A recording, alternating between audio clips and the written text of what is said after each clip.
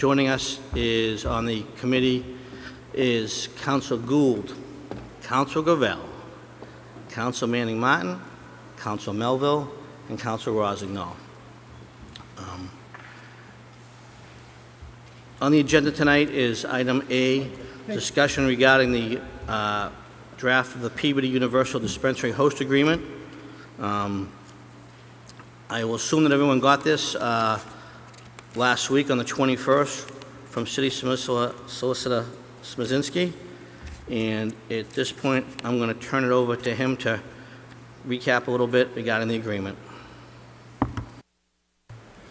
Mr. Chairman, members of the council, at the last meeting, two things occurred. One, this body charged Councilor Melville and myself with the responsibility of creating a universal medical marijuana dispensary host agreement, which would incorporate the oral must language clauses of the committee and to add any other beneficial terminology and language that we would extract from our independent research. The second thing was that you gave us authority to communicate with the petitioner's attorneys relative to our task. And what I can report is that Councilor Melville and I put our heads together.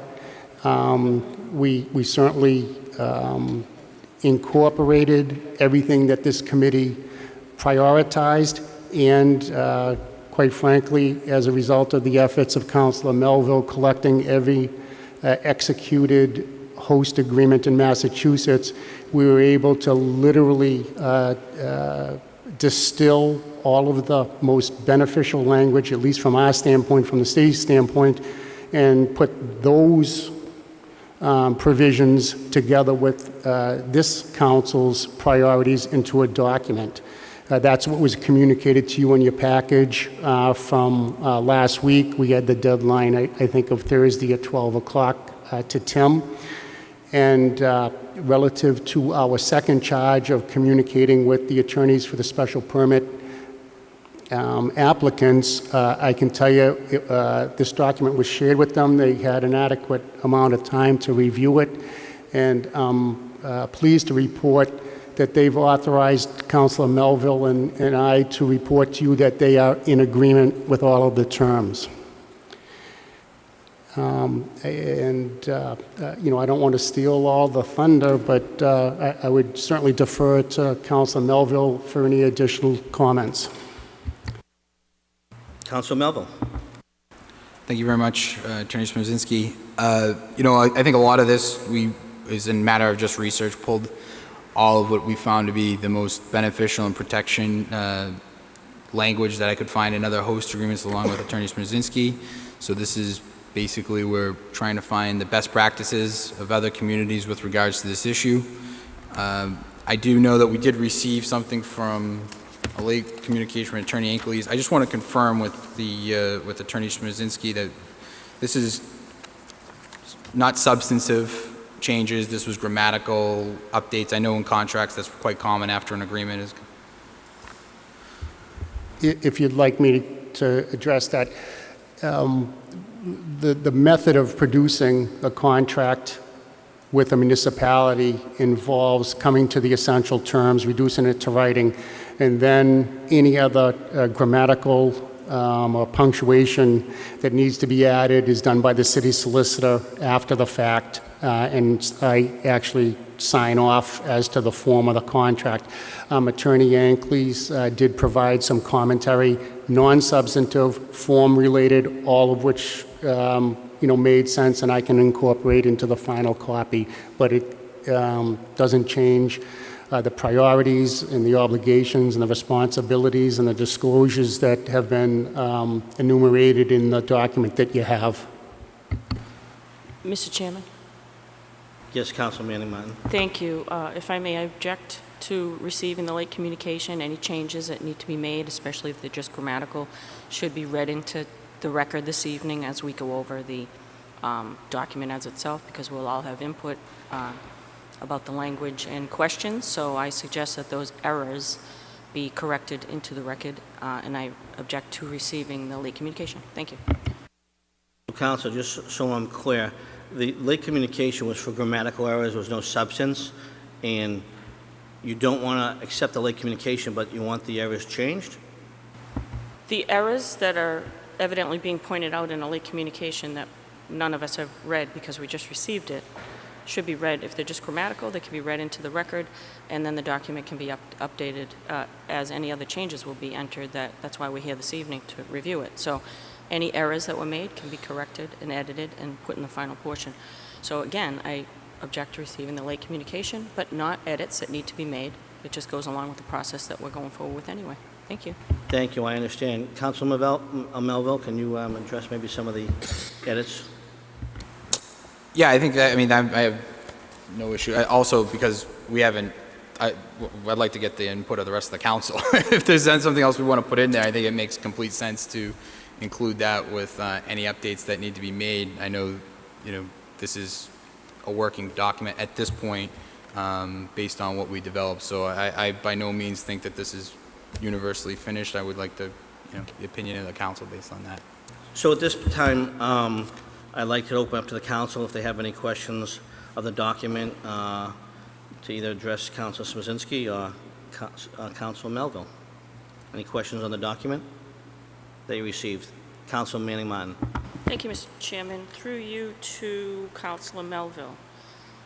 And thank you for your work on this, Council Melville. The council went from having nothing to do with the host agreements to handling the host agreements to one counselor, a new counselor, taking the lead.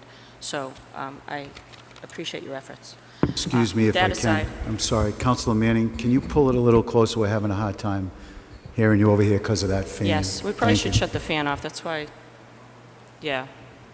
Can we have a 2-minute recess? 2-minute recess Thank for you. fans. Thank you.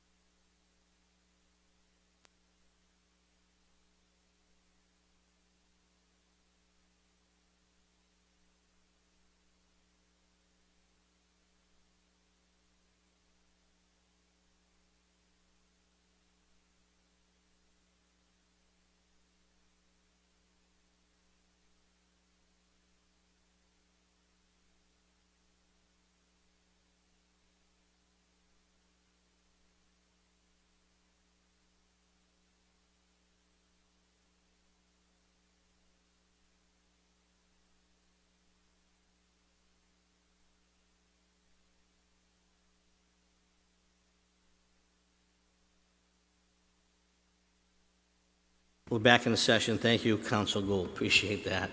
Council Manning Martin. Thank you. Thank you, Council Gould. Can you hear me now, Council Gould? Thank you, and thank you for shutting the fan off. I appreciate that. Again, through you, Mr. Chairman, to Council Melville. In the I just noticed that I know we were updating from the moratorium language to a ban.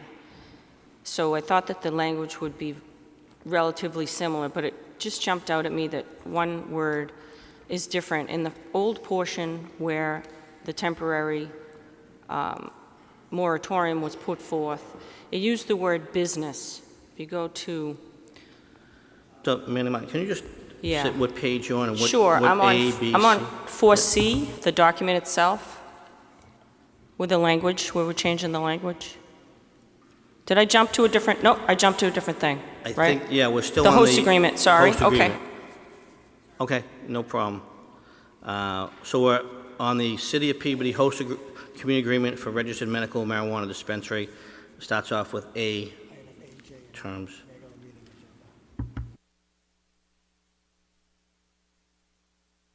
It's 8J on your regular meeting agenda. That's the document we're Mr. Chairman?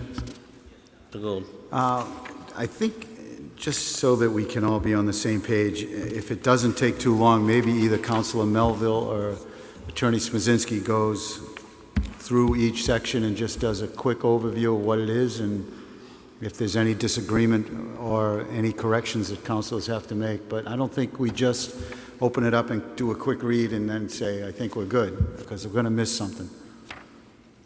Unless that takes too long and we need to No, I think table that, it and come up for, do it at another time. But go ahead, Mr. Chairman, sorry.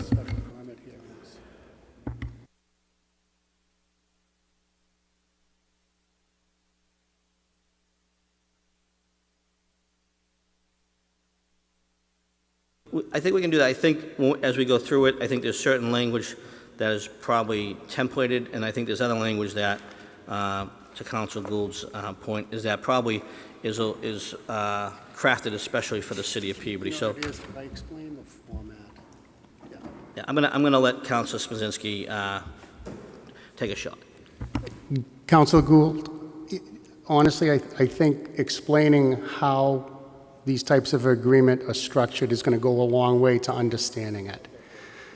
There's a certain form of art to have a contract, especially, municipal contracts or governmental contracts with private entities. And quite often what they do is they have, the general introductory paragraph. That's what you see as terms. Two parties have an agreement. Now, the Section B, recitals, is just a summary of the general nature of the understanding of each party going into the arrangement. So the recitals, really provide a template for understanding the actual terms and conditions of the agreement. And the flavor of the relationship is highlighted by those things that this council actually prioritized when we had our last meeting. One of which is, we're going to get into this agreement, and it's proscribed by state statute. And I told you some of the apprehensions and jeopardies that I think might exist with these agreements statewide and even potentially here. But notwithstanding those, what we're saying here is we both understand that whoever comes to town is going to have, number one, impacts on our society. And as a result of impacts to our society and cost to our government functioning, that puts us in the category, Tom, of all the United States constitutional cases that say, there's a line between what you can get out of developers, and that line is where they actually make you spend more money, really create an impact to your social fabric, your social makeup, and you can actually identify things that are changing that cost the city money as a result of their presence, and you can have a discussion about getting money for that. And so we kind of lay that out, and it gives us the constitutional basis to get into this type of, horse trading after the fact.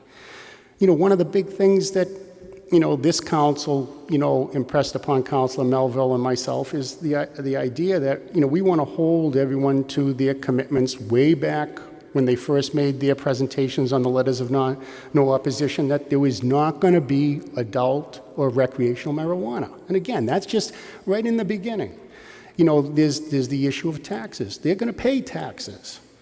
There's this issue of, becoming part of the community and an idea that, we're going to try to make Peabody better and have a symbiotic, positive relationship. No one knows better than that than you as a private business owner. We're talking about state regulatory compliance. And even though it's obvious, we have it in there that, listen, you're going to toe the line with the Department of Public Health.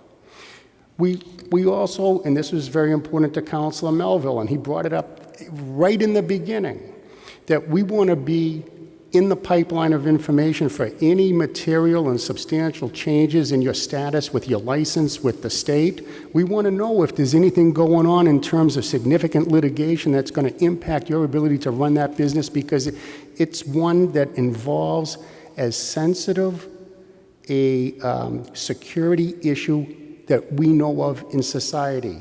You know, we're aware of this cash issue, you know, and with the federal government. And, you know, I can tell you that, you know, we vetted through our special permit process, you know, the security plans that have both been sent in and approved by the state, the chief of police. But, you know, staying, or at least prioritizing our need to make sure that this is an ongoing, fastidious activity to make sure these places are secure is what went into paragraph 6. You know, we also wanted to make certain that if there's a challenge to any part of this agreement, that they're going to stand right by us and join us in defense of this agreement and not take the side of anyone else who challenges it. Again, and it can never be said too many times, you know, we have this Section 9. And again, this is just the general, you know, nature and summary of the relationship, that there are additional protections that we found, Mr. Melville doing, you know, the, you know, bearing the laboring oar on it, you know, other protections that were found across the state that we added in on top of what our special permit and chief of police review is, requires. And what happens, Councilor Gould, is that after you say, okay, we're going to have an agreement, these are the parties, this is the term, these are the general priorities that are involved in it, then you get into the actual language of your contract. Now, you see on the third page, it says, now therefore, you know, for good and valuable consideration. Now you set out the actual contract terms. You know, you have your preface to the book, and what the book becomes, again, is under the section that says impacts, and it corresponds to the first item in the summary. So that first item corresponds to that. Now, with impacts, we have a couple of descriptive phrases, you know, that go on how we're going to administer and understand and adjudicate, you know, the monies for the impacts. And they come into, we ended up doing 5 sub-paragraphs, one of which, again, is a right reserved under its 1E. It's a reopener and review clause that allows the mayor every 48 months to have this all reviewed and make sure the company fulfill its commitment, okay? And we also put a threshold that no payment that's under this existing agreement is ever going to be reduced. Now, again, what you do, Councilor Gould, is you match up what's in like the preamble, the general ideas, the summary, and by number, it matches up with the contract term. So in the beginning, you see that number 2 is no recreational adult marijuana. And then when you go to the back, section 2, after the now therefore, has to do with this is the term that you're gonna abide by. In other words, company agrees that it shall not engage in the business of recreational adult marijuana, blah, blah, blah, blah, blah. The third section in the summary is now the third section in the contract provision. Company agrees that it will pay all taxes.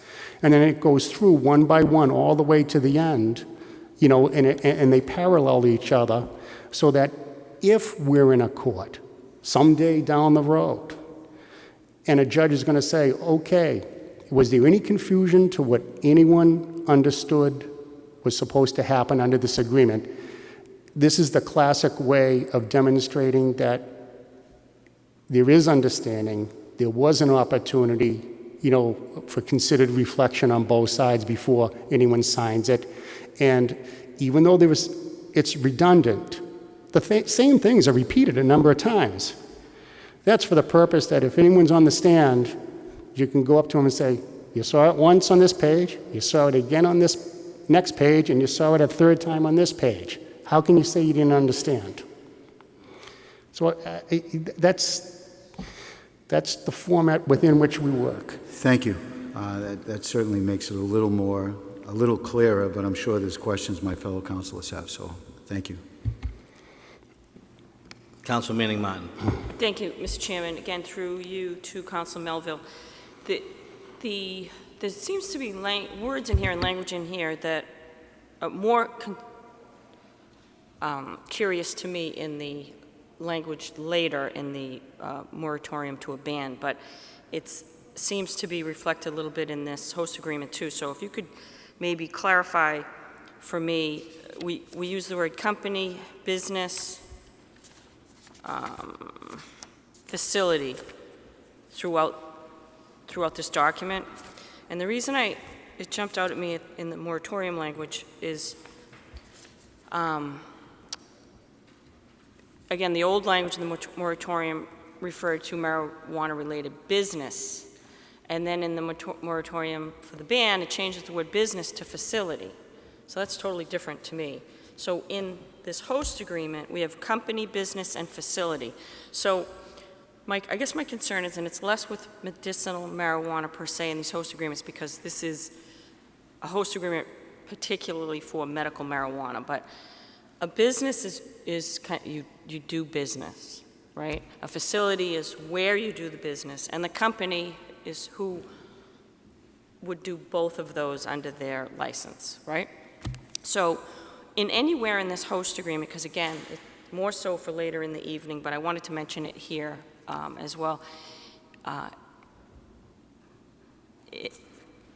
business, let's say let's say 5 years from now recreational marijuana is legal. Would they be able to then, because we use the word business, be able to, or anybody in that zoned area, for parcel, would they be able to do business of selling recreational marijuana, even though they don't even have it on site, say delivery or online? So that's my issue with the word business. And it'll come up again when we go over the, as opposed to facility, because that's where I noticed that it changed from facility to business. Probably not as much of a concern for me in the medicinal marijuana host agreement, but that's kind of just where I see they're not interchangeable words to me, and I'm just wondering if it's concrete enough when we use the word business throughout this. That's my concern, is that the word business is going to be able to open up something else intended. And it may or may not in the medicinal, but as we get to the change in the document later in the evening, I think it might make, my concern might make more sense. But that's my concern. All those words just seem to the company, the facility, and the business. Are we using them all in the right place, meaning the right thing? That the company agrees to the document, the facility is where they're running their business. It's just the word business and facility seems to be interchangeable in some instances, and it's just raising somewhat of a concern for me. So that's my question to you, Councilor. Councilor Mavell. Thank you very much, Mr. Chairman. Through you to Councilor Manning. So essentially, the issue originally that I came across with regards to this is this agreement is essentially a Peabody-based agreement. We can't necessarily dictate what their business activities are in another community. So it's essentially premise-based. This is zoned in that location. But with regards to the most concrete language appropriate for the contract for this particular agreement, I would defer to the attorney, which was Attorney Smierzinski, to ensure that we did. The intention was to have the most concrete language as possible, but when it comes to the legal end of that, I would defer to our city solicitor. Yes, Councilor. I just went through the agreement, and real quickly, I see the word facility, I think, once, and I only see the word business once, and the word business has to do with the prohibition of being in the business of recreational or adult marijuana, and that's the terminology that conforms to our schedule of uses in our zoning ordinance. I mean, I'm not seeing what you're saying, Councilor Manning, about the word business and facility being used throughout the document. It just doesn't exist. We have a definition in the Part A of terms. We refer to the dispensary operator as company, and quite frankly, I think there are 42 references to company throughout the document. And another thing is, I'm just not making the link between your references to the ban on recreational marijuana and the host agreement for a registered medical marijuana dispensary. So I don't see the problem that you're trying to identify at all. Thank you, Mr. Chairman. The word business is used more than once, but that really isn't my point. My point is simply, I had a question, I have a concern, I like to look further down the road. If recreational marijuana does come about, I would like to ask questions now as a representative of 54,000 people, who, many of whom elect me to ask these questions, not sit silently and worry about it later. So I asked that question. And again, it's more of a concern for me, and it's a subject that's coming up later on the agenda. And now that I've prefaced it with my concerns, my colleagues may understand better what I'm talking about when that does come up, because I can clearly point out to you a distinct difference that's made in that. So, thank you, Council Melville, for your hard work and for working on something that is very important to the city to get right, and the little amount of time you were allowed to do that. I think that you did a good job. Thank you very much. Any other councils?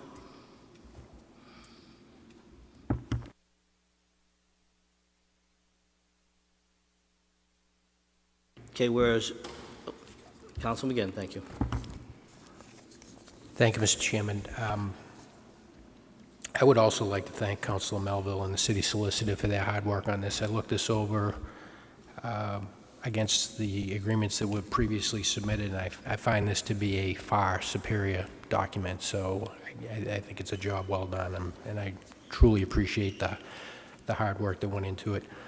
I do think, since we're not able to, since we have an objection to the late communication, Mr. Chairman, we do need to address these edits. Is that your intention? With the objection to the late communication, I can't accept that document, so I'll I have a discussion on understand. it. My question is, given that that's not before us now, we can address them verbally, though, right? And kind of edit the document here tonight, so that we can come away with this with a completed agreement. I'm just I agree. trying to find Absolutely. a way to get this to a conclusion. So, and so that's my. Yep, I agree. If there's an edit, a punctuation, anything at all, I think now is the time to vet it and to state it.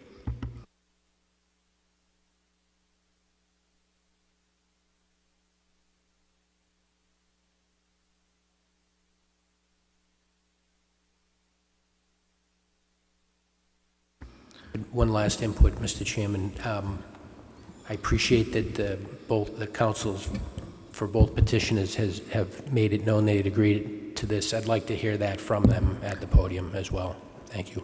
That was the intent, and also allow both parties to come up and, if they have any edits, to say what they are publicly, so that the council will know. If no other councils have any other questions, I'm going to ask both petitioners the opportunity to come up. So I'm going to start with Attorney Kelty, representing HR Development, LLC. Attorney Kelty, if you could just, if you have any edits, any changes you want to make to the document that you'd like to make us aware of, and also if you're in agreement with the document that's been presented before the council tonight, if you're who you represent. Yes, I represent HR Development and Wellness Connection, And we have no substantive objections to the host agreement that was supplied. I agree with Councilor Smazinski that it's perfectly capable and that we can correct any grammatical errors. And if to Councilor Manning Martin's issue, I think what I heard being said was that maybe the word business was a little broad, so that maybe we should say in the act of recreational or in the sale of. But in any event, that's something that I think certainly can be worked out after the fact, and we have no objection to the agreement as was presented to us. Thanks. Councilors, any question for Attorney Kelty? Okay, thank you. Attorney Ankleys, representing Phytotherapy. We have absolutely no objection. We think any questions can be worked out. There's nothing of any substance that we disagree on. So the grammatical errors, does anyone have any questions of that? Go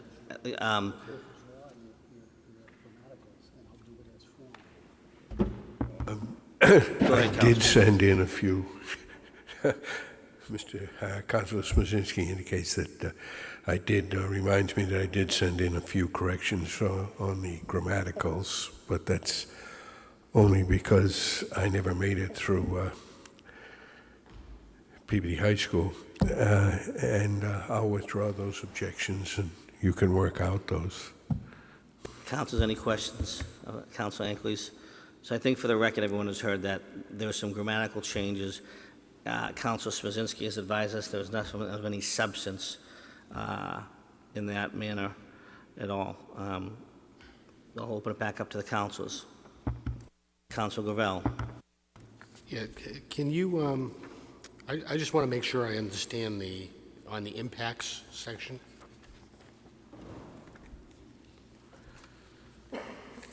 Am I understanding right on the host agreement that the company, whoever that is, if it's 2 companies or 3 companies, whatever that is, as soon as they get a final certificate from DPH to operate the facility, and is it then prior to receiving a special permit, they have to pay $100,000 for the right to request the special permit? How does that work? It would be after receiving both.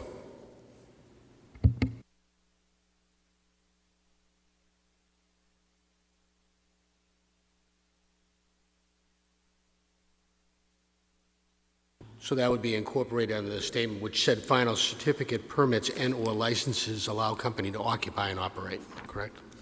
It's intended to correspond to opening the door. And then on and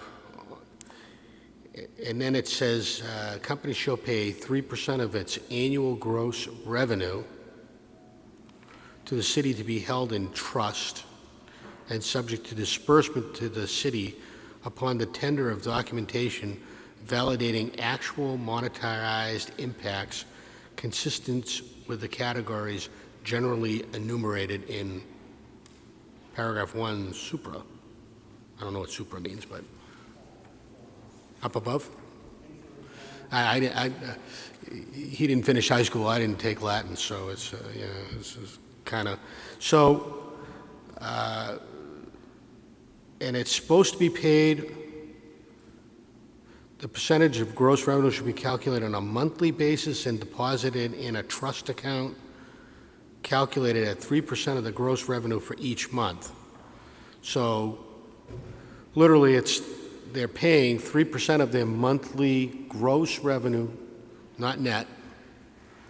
So if they discount for spoilage or waste, then it's before the discount. In other words, a lot of companies, particularly in an industry that has something that can be no longer sold for age, inventory is reduced by or adjusted by the amount of that they have to toss in this case probably have to burn. No pun intended. So basically, what you're saying is any proceeds, so cash proceeds that they receive, gross, without any expenses, costs, or anything applied to it, top line is the 3% comes off the top. Yep, and that's what we're doing. We're paralleling what the state statute authorized us to be able to contract. And since they do all their business in cash, they bring the cash to City Hall and it's then deposited in a trust fund for them? Is that the idea? Is that true? That is what's going to have to happen. And I don't want to cut you off. I would think an operational protocol would be that there would be a statement validating the monthly receipts that was going to be reviewed by the finance director, and they'll bring it to the city. City treasurer is going to have to take custody of it and put it into the trust account. You know, and again, I'm not a deviant here, but the most notorious businesses in the world for accounting for top-line revenue are cash-based businesses, literally, because it's a different recording. I mean, it's easy to say it never came in, but assuming that they're all legit and everybody is happy and the cash is being accounted for appropriately and correctly, at the end of each month, they're going to be bringing us a report that says we recorded in our books and records, subject to our own internal audits under GAAP standards, right, that we have sold $100,000 worth of product. Therefore, you are entitled to $3,000. Here's $3,000 in cash, correct? And the federal restrictions, I know of no other way of doing it. And we know for a fact that our banks that we use in the city will allow us to accept a cash payment, and that there are no provisions from the bank that do not allow that. We have a bank that will accept this. You know what, I can take a step back. They still have the option, by whatever means, of paying us with a check, just like they'll pay their taxes. Now, if you want to add to the provision that any disbursement, disbursement from their business ledgers be evidenced by a check or money order, some commercial paper, we can add that in. I just think the only reason I'm asking is because there are banks, a number of them right now, where there are covenant provisions inside of lending agreements that disallow you as a business or a receiver to take cash from a supplier or a dispensary of marijuana.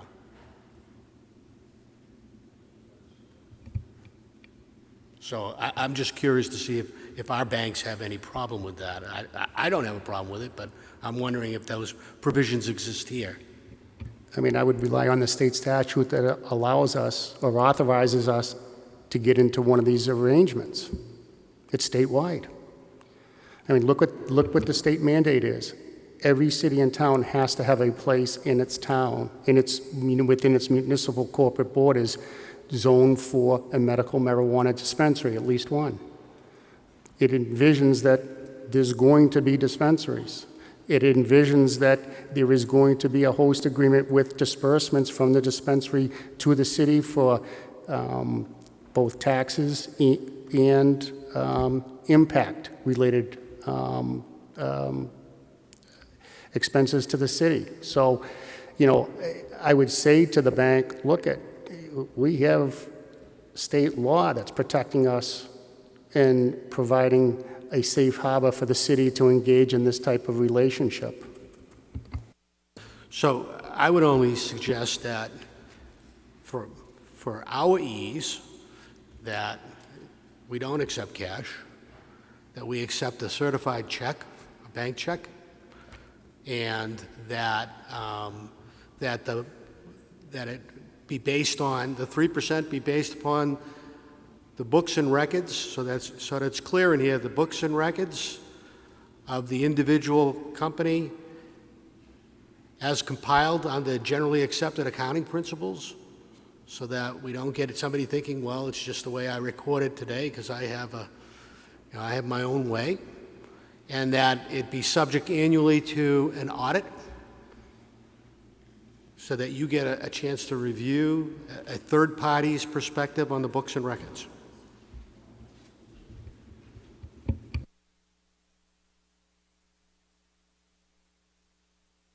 Counselor, I think the applicants have maybe something to add to the discussion.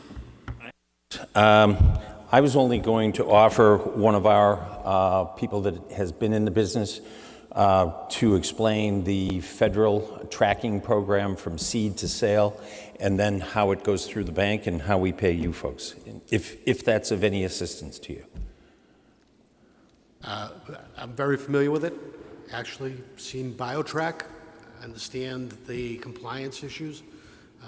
I'm just wondering, if we can be more specific in terms of how we accept payment so that we don't cause ourselves any problem. I get it, there are ways to do it, but I just want to make sure that we don't cause the city any additional effort so that we get paid with a bank check of some sort, and that it's able to be deposited in a trust fund without any issue, and that we're able to see books and records that are compiled under generally accepted accounting principles, and that that we are able to see on an annual basis the completed audit of the company, which validates what we received as receipts against what they recorded as being accounted for as revenue. That's all I'm asking for.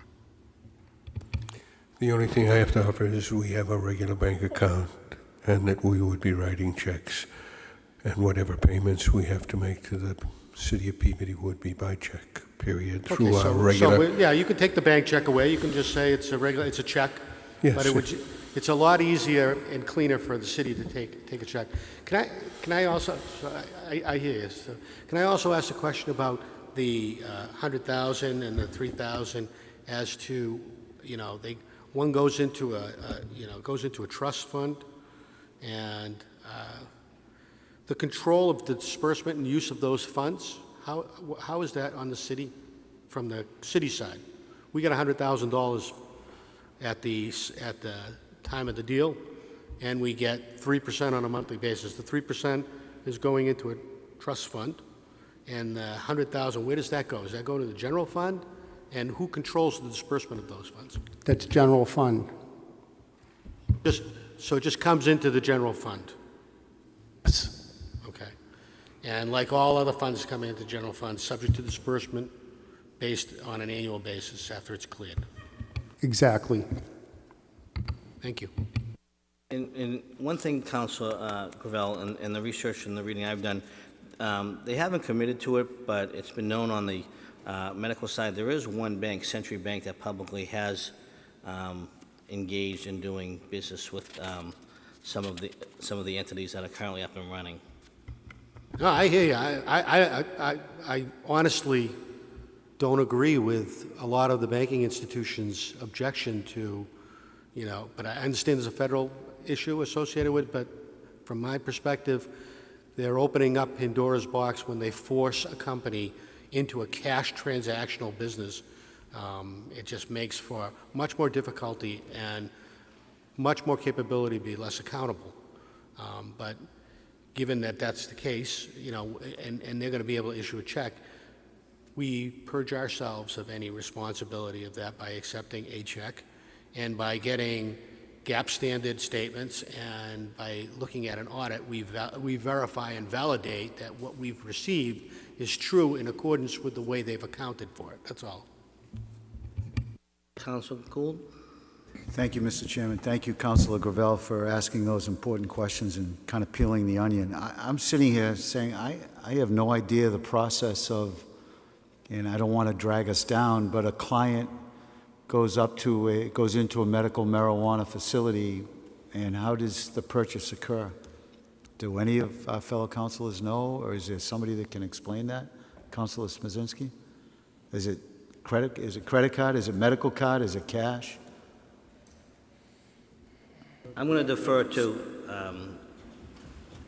I've met the gentleman on the tour of the main facility, wellness, so I think he might be able to address it best. So I think I can answer both of your questions. So I'll start with yours. Your name and address for the record, Sorry, please.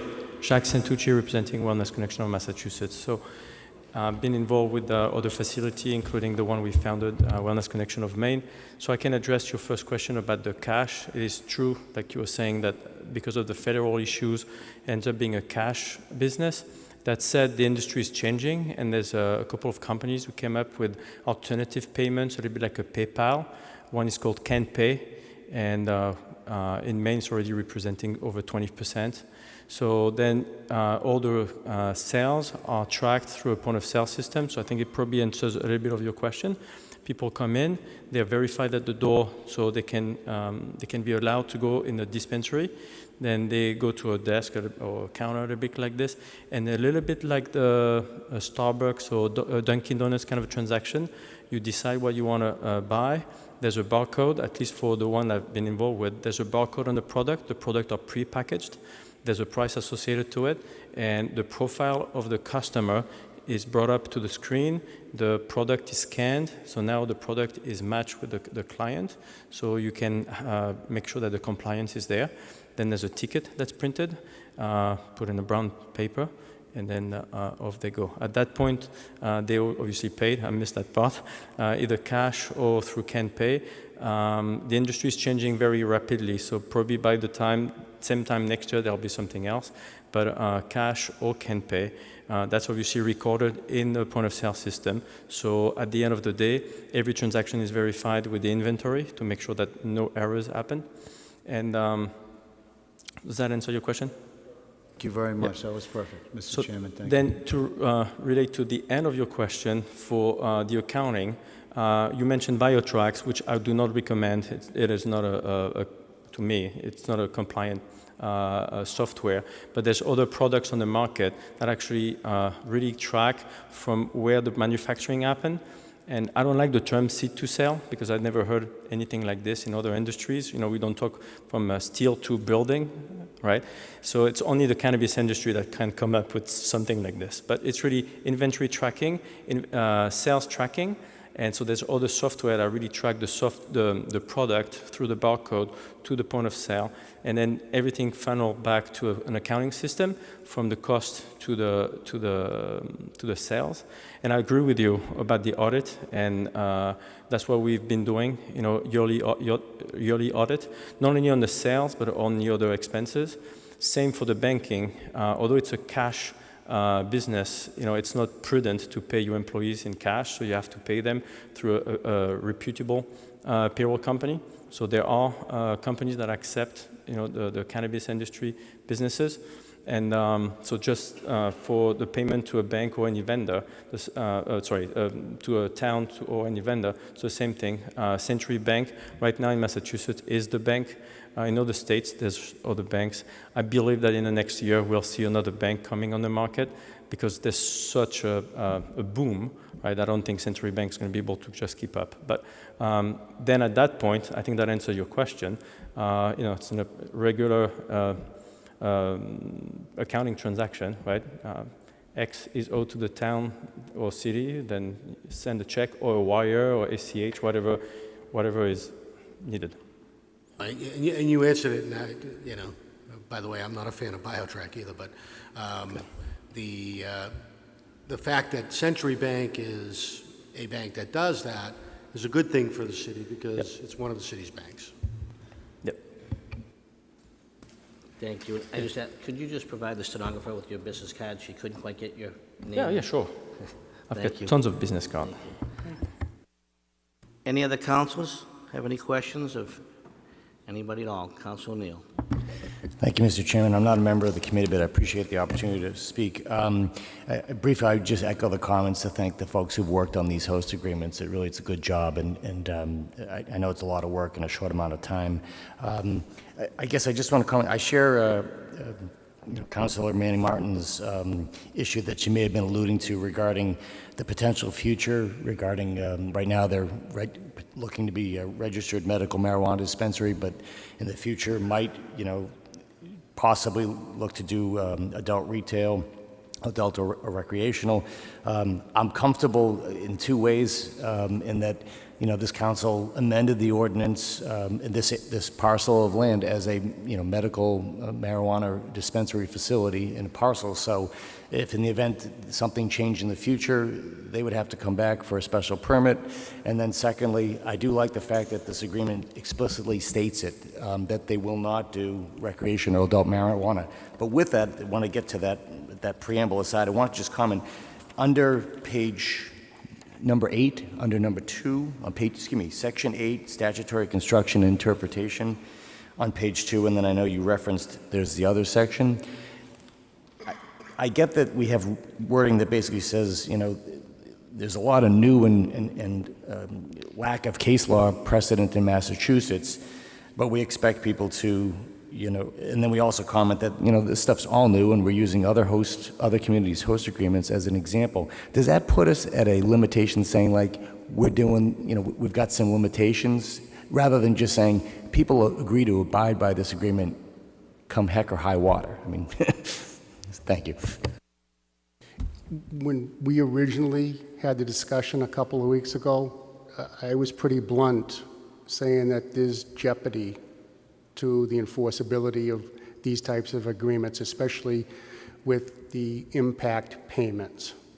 And with that in mind, we've cobbled together as much protective language that gives notice, that both parties know exactly what they're getting into, and that we're covenanting to stand together if there's a legal challenge to uphold the enforceability of the agreement. As to your other point, Councilor, in terms of the no recreational or adult marijuana, one of the suggestions that's going to be made is that if you approve a special permit for one, the other, or both of the applicants tonight, that special permit contains an additional condition that no recreational adult marijuana business uses are going to be conducted. Great, thank you. Any other councils? Councilor Melville. Thank you very much, Mr. Chairman. I'd like to make a motion to accept the City of Peabody host community agreement for registered medical marijuana dispensary to include the terms of Councilor Gravel had also discussed regarding the GPA accounting standards, along with payment via check, as stated and it seems agreed upon by the applicants. And Councilor Smoczynski is going to help us clear that up a little bit.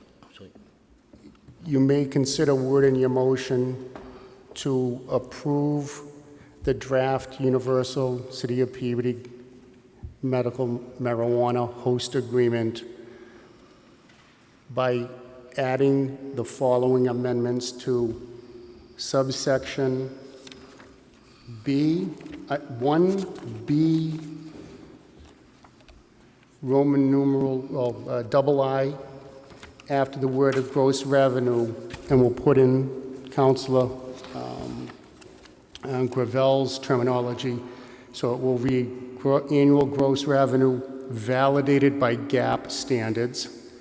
And then in the next section, III, where it says the percentage gross revenue shall be collected on a monthly basis, I would amend by adding a comma and insert the words paid by commercial paper, comma, and then deposit it in the trust account. Dave, I think that covers your two issues. So the motion would be move to approve the agreement as amended by those two changes. Councilor Gravel. And just add a section underneath that about having a review of the annual audit. Should be an annual audit of a third party to validate the final distributions.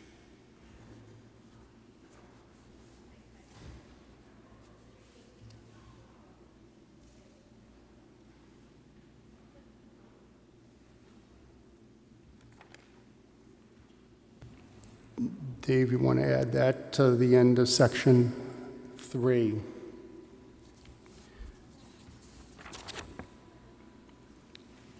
It would, 3, that